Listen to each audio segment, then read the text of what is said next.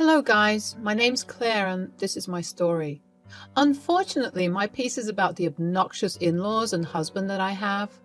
I'm still in the process of getting a divorce, but thought of sharing the story with you. If you are constantly getting berated by your in-laws for no reason, this story will give you some nice ideas.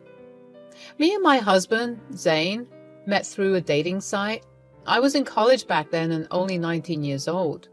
Zane was 25 and had a pretty stable job for himself. Despite the age difference, me and Zane fell in love with each other. I'm not someone who judges people for their age or appearance. So Zane's age never became a problem for me. Zane did have a lot of issues with the age difference. He kept saying, "Why are you with me, Claire? I just don't understand. I'm so much older than you. You can do much better and get guys your age, you know." "Yes, I can get boys my age, but I don't want them. You are the one I fell in love with. I don't care if you're older than me." There has to be other reasons, Claire. It's not natural for girls like you to love someone like me. I wish you would tell me the truth. I am telling you the truth, Zane. I don't want to date immature boys my age. I am in love with you, and I don't care about anything else. Zane never believed my words. I could detect that he had some self-esteem issues, and perhaps that's why he was still single. So I was determined to prove myself wrong and show him just how much I love him. Throughout our entire relationship, I never let Zane spend money on me. I was not a broke college student, but didn't have a lot either. Still, I bought him gifts and paid for my meal every time. I had a small job, so it wasn't like I was penniless. I could tell that Zane appreciated those gestures. Sadly for me, Zane never changed. He continued to have a very low self-esteem and refused to believe that I loved him for real. I tried my best to be supportive and understanding. However, his suspicions of my love always broke my heart. For the first 2 years, I had no idea why he had such a low esteem for himself. But when I met his parents, it became very clear. Zane's dad, Michael, was a hard-working guy. However, he once got lucky and won the lottery. That changed his life forever. He bought an expensive house and moved from the rented apartment they lived in. The rest of the money they put in an account so they can be comfortable for the rest of their life. However, there was one problem. Michael and his wife Molly always thought that they were better than everyone else.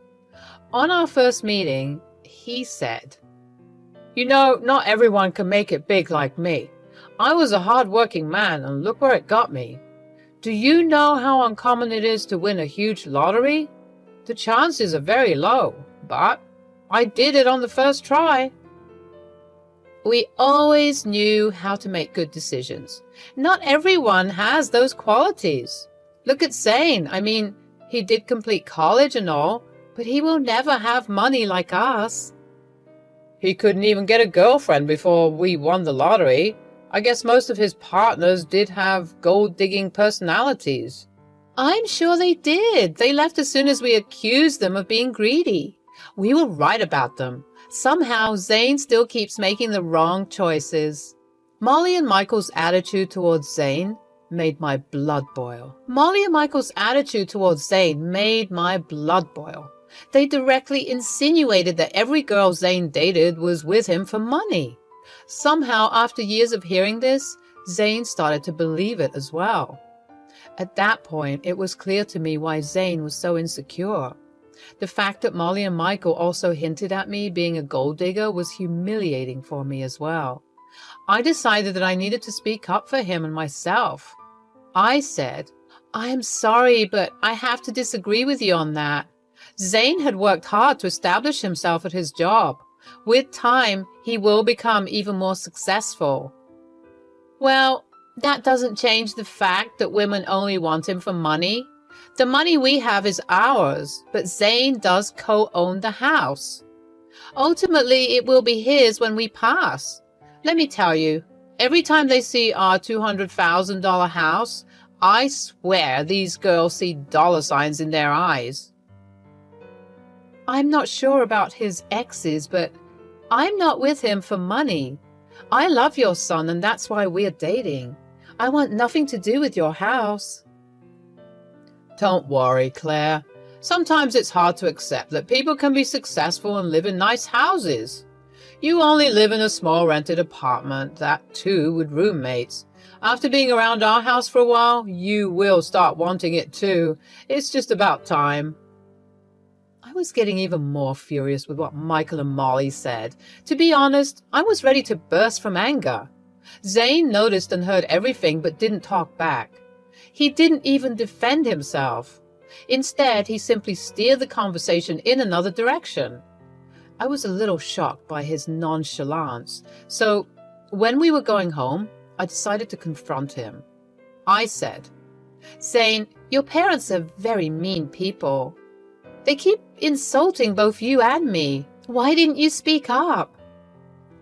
"What did you want me to say, Claire? I'm not sure they are off the mark. Women in the past have used me to try and get some money from my parents. Mostly, they made elaborate plans with the house and how it would be all ours when my parents passed away. Even if they were gold diggers doesn't mean I am one too. You said nothing when your family insulted me as well. You know that my family is now well off, so there is a possibility that they're right about everything. I'm not saying you had bad intentions for sure, but I can see why it looks weird. You don't even have parents, so you have to rely on my inheritance alone." "What you are insisting is bizarre, Zane. I have never made you spend money on me. And even if I don't have an inheritance, that doesn't mean you can call me a gold digger." Zane still refused to acknowledge my words. He kept saying that he loves me and it doesn't matter why I'm with him. While most people would be satisfied with this, I wasn't. I didn't want him to think so badly of me. I tried to talk to him and make him understand. I even suggested therapy because I knew he needed it. However, he said there was nothing wrong with him, so I gave up. However, I distanced myself from his family. Years passed and we got engaged right after I graduated from college. I was working a decent job that didn't pay a lot, but well enough. I started to save so that I could contribute money towards our wedding. We split the wedding costs 50-50 and got married when I was 22. However, the next 3 years of my life were hell. Zane constantly went over to his parents' place and then came home in a sour mood. I knew that Michael and Molly were still making fun of him and calling me a gold digger. I tried to convince Zane to go low contact. I knew they were poisoning him against me. But Zane never listened to me. He kept speaking to them and accepting their words that no one can love him. Even after years of loving him and caring for him, he was suspicious of me. Slowly, I was getting exhausted proving myself to him. But I didn't have to do it for much longer. Things came crashing down on Zane's birthday. Since Zane didn't like huge celebrations, we had a small cake party at home just between us. Then I gave him an expensive watch that he had been wanting for a while. Zane was over the moon with the gift. I was so happy for him. But my excitement died down when he suggested going to his parents' house to show them the gift. I accompanied him because he insisted on it. When he reached their house, Zane immediately went to Molly and Michael to show them the gift. He said, "Mom, Dad, look at this beautiful watch that Claire gave me. I've been wanting this for a while now. Isn't this beautiful?" "Oh, did she know, Zane? Looks like she does love you after all. We were pretty worried for a while there." "Don't get so carried away, Michael. She's a gold digger and married our son because we own a $200,000 house. Let's not forget the facts." "Yes, that's right. I almost forgot that the house is the only reason why Claire married Zane." "Excuse me? Why do you think I married your son for your house?" "Well, you were just living in an apartment after working for 4 years. Besides, Zane is so much older than you. Why would you marry him unless you want something from him? I'm sure our house was always an attraction, if not his money." "I married your son because I love him. All your theories about my gold digger personality are bullshit. Zane knows the truth and he will tell you just that, right, Zane? Well, to my utter astonishment, Zane never said a word. I was already starting to feel weirded out by the fact that my in-laws thought I was a gold digger, but Zane's reaction, or lack of reaction, was extremely shocking for me. He kept his head down and refused to look at me. I decided to press him a little. Honestly, I couldn't believe he wasn't protesting for me. I said, Zane, why are you not saying anything? Your parents always thought I was a gold digger. How will they know the real me if you don't tell them? Why are you quiet? Tell them they're wrong. I don't know what you want me to say, Claire. I don't know if my parents are off the mark. There might be a possibility that you are after this house. Are you serious right now? Zane, even you think I married you for your assets? He's not wrong to think like that. It is very suspicious that you never tried to buy a house. You don't even talk to him about buying a house. For someone who rents a place, buying a house should have been your priority. Yeah, it is your priority, but you decided not to work for a house. You saw that our house is an expensive one. You can't afford to buy a place like ours even if you try.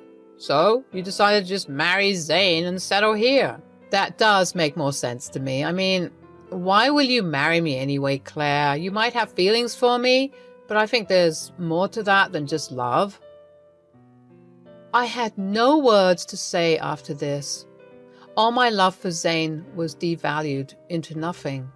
At the end of the day, my in-laws and even my husband considered me a gold digger. My in-laws' reaction didn't bother me as much as Zane's response. I was devastated. So on the spot, I made a decision. I wanted to file for divorce. I didn't tell them about my decision. I simply waited for the perfect time. So after me and Zane went to our place, I called a lawyer and told him that I wanted to file for divorce. He assured me that the papers would be ready within a week. I also decided to stay in a separate room for the time being. Zane didn't say anything because he thought I was letting off steam. He had no idea what was coming. When the divorce papers finally arrived at my parents' house, I packed my bags and left. When Zane called me in panic, I told him to come to an address and to bring my in-laws. I gave him the address since he had never been to my parents' house. He was confused, but agreed. When they arrived, I was waiting for them on the porch. They looked pretty dumbstruck by the house. I said, "You must be wondering why I brought you here. It's a beautiful house, isn't it?" "Beautiful? No one can even compare their house to this. God, this must cost in millions. This is a mansion." "That's right. It costs around $2 million in today's market. Pretty expensive, but worth the money. There is furniture too, with an added value of millions." "What is this place, Claire? I don't know why you have access to such a house." "Why don't you guys come in so that we can talk? I can't tell you everything on my porch." "What do you mean by your porch?" I ignored them and walked inside. They followed and were even more impressed by what they saw inside. Truly, the owners of the house spared no expense. When they sat down, I said, "I have come to a decision. That's why you're here. I filed for divorce. Here are the papers. We can agree to an uncontested divorce if you want." "What? I don't understand. Why did you file for a divorce?" "Because you and your parents think I'm a gold digger. You guys think I'm after your house, right? I can tell you that's not true, but you won't listen. So I will spare you guys from my gold-digging self and divorce Zane. That will make everyone happy." "You're considering divorce just because my parents told the truth? You're being ridiculous." "Yes, it's not like we said something wrong. Why do you need to do these theatrics?" "I think this is a good thing. Zane, if she's so insistent, you should sign the papers. At least then you'll find someone who loves you." "Why did you bring us to this house? Do you want me to buy you this as part of our divorce settlement?" "Why would I buy this house, Zane? This house is already mine." The shock and disbelief on everyone's face was like a balm to my soul. They looked at me like I was joking. Zane and his family was very unconvinced. He said, "How the hell can you afford a house like this? You stay on rent and don't have a good enough job to afford this. Don't lie to us." "I'm not lying, Zane. Remember how I told you that my parents left me some inheritance? Well, this is the house I talked about. It's under a trust now, but I will get the house once I turn 30. I don't work a good job because I have a trust fund waiting for me." "That's impossible. Your parents died way back. There's no way they didn't let you get the house sooner." "Well, you see, my parents were well aware of the leeches that I might attract, so they told me never to mention the house or trust fund to anyone. Call it experience, but they knew someone could exploit me, so they left everything to trust to keep it safe until I was 30. That way, I would be well settled with someone who I know won't benefit from my inheritance." "Oh my God, Claire! You should have told us that you're rich. We had no idea. Damn, this is a big house you have got. We will all live so comfortably here." "Yeah, you should have told me that sooner. We thought you were after our house. We could have avoided all the misunderstanding." "I knew that Claire was perfect for Zane, see? I have been telling you that she is a great woman. Look how rich she is. Zane really found a great match." Hearing this, I laughed. They changed their stance about me so fast it made my head spin. What's more bizarre was that they soon forgot that I filed for divorce. I took out the divorce papers and gave my signature. Then I said, "As I was saying, here is my signature to an uncontested divorce. You can just sign these to make it easy. If you want to fight, we can take this up to court. I won't live with you anymore." "Claire, listen to me. There's no need to rush this. You've already established that you're not a gold digger. Yeah, there's no reason to get a divorce anymore. We'll even apologize for any misunderstanding. That will make it better, won't it?" Yes, Michael is right. We are sorry, Claire. We doubted you for no reason." "I don't want your fake apologies. Zane, for 2 years you let your family berate me and call me a gold digger. I expected you to at least stand up for me. But no, you just agree with them and call me a gold digger as well. I don't want to stay with someone who doesn't even respect his wife. I'm done with you. We can do this the easy way or get the courts involved. The choice is yours." Zane, Molly, and Michael did their best to change my mind. They kept begging and pleading with me to forget the past. In their mind, what they did was just a simple misunderstanding. Not once did they seem remorseful that they dragged my name through the dirt. Their audacity had my blood boiling. When I finally had enough, I told them to get out before I called the police. My anger scared them off, so they left. In the next few weeks, Zane and my in-laws kept harassing me every day. They begged and pleaded and even offered me bribes to stay. These stupid people thought I would change my mind for money. This notion just showed me that they still thought I was after money. That made me even more enraged. The fun fact is, since Zane co-owned their house with the in-laws, I was also entitled to half of his share. That made them so desperate for reconciliation. I was firm in my decision to split. I moved all my things into my parents' house to live there. I would be alone, and even though I didn't have the ownership yet, I knew that I could stay there anyway. Zane and the in-laws kept reaching out to me until I got a new number entirely. I didn't want them spamming me from unknown numbers. Zane did come to my work to talk, however. The security who was informed about the situation asked him to leave. Zane still hasn't signed the papers, hoping to change my mind. It's been almost a year since I filed for divorce. I only have to go through another year or less before the courts deem it appropriate for us to get divorced. It will happen even if Zane doesn't want to stay. So far, I'm doing pretty well for myself. Since being alone, I've become quite happy and have more money to spend on myself. I'm going out on dates, but not considering anything serious. I heard from a cousin of Zane's that he and my in-laws are dreading buying me out of my entitled share of the house. Apparently, The lawyer fees were adding up and they didn't have much in savings. The cousin believes that they would have to sell the house to bring the money. Zane is also pushing for a sale because he is mad at his parents for ruining his life.